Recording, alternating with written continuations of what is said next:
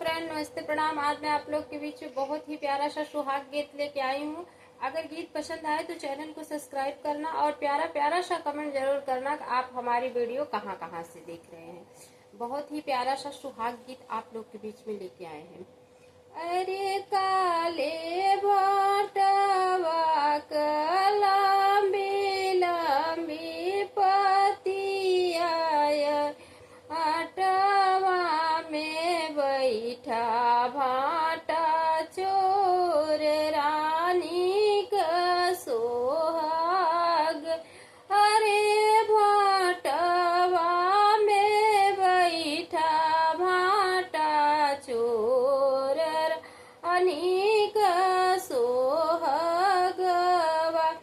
अरे दीहिउ न माया हो चोरिया कटरिया, अरे चोरवा मरन हम जा, रानी का सोहाग।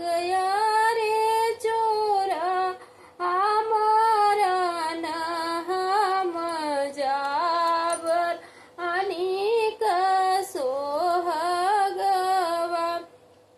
अरे धीरे धीरे छुरिया चलाए हमोरे भैया, चलाए मोरे भैया। अरे तोहर सगई बहनोई, अनिक सोहागवा। अरे तोहर सगई बहनो, रानी का सोहागवा। अरे काले काले भाटवा लंबी लंबी पतिया, अरे भाटवा तोरा नाम इठा चोर, रानी का सोहागवा। अरे भाटवा में बैठा भाटा चोर, रानी का सोहागवा।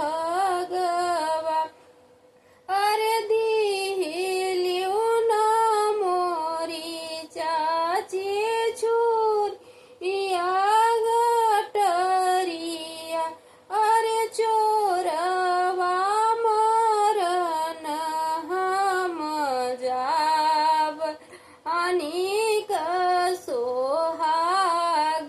अरे चोरवा मरन हम जा, रानी का सोहागवा।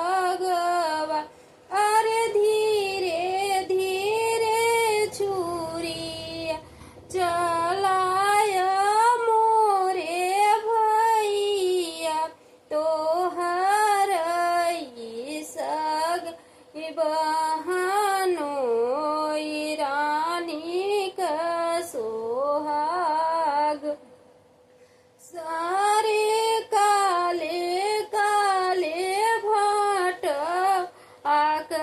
लंबी लंबी पतिया, अरे भाटवा में बैठा भाटा चोर, रानी का सोहाग। बहुत बहुत धन्यवाद। अगर सुहाग गीत पसंद आया होगा तो चैनल को सब्सक्राइब करना और प्यारा प्यारा सा कमेंट जरूर करना कि आप हमारी वीडियो कहाँ कहाँ से देख रहे हैं।